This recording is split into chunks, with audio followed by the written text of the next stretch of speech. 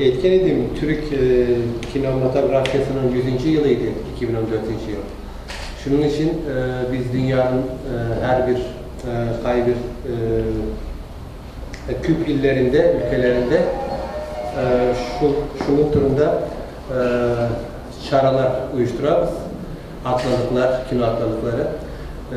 Şunun için tanıtırga tırışarız Türk kinematografyasını dünyada. Bu şu şarada da Kazan'da tanıtırga filegen edik. Bugünkü günde siz bilesiniz Rusya Federasyası'nın Tataristan Respublikası bilen Türkiye'nin münasebetleri her ülkede bir tıgız.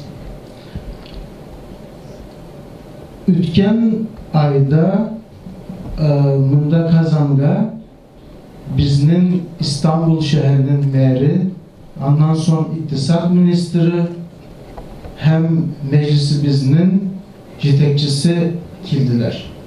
Allah bilse kilesi atnada hürmetli Prezident Minnehanov Ankara'ga sefer yasayaşak.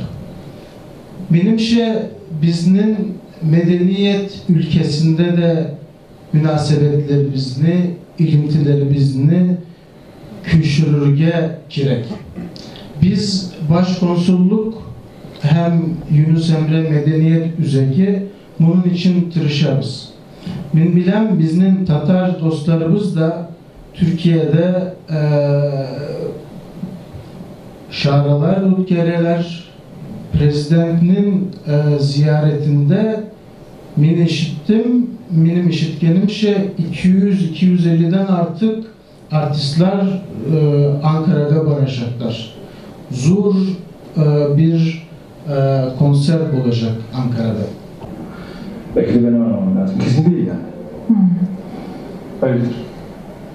Ya bana... Kesin değil bence. Ben sizin telefonunuzu alsam. Mahsur yoksa. Yok, hayır.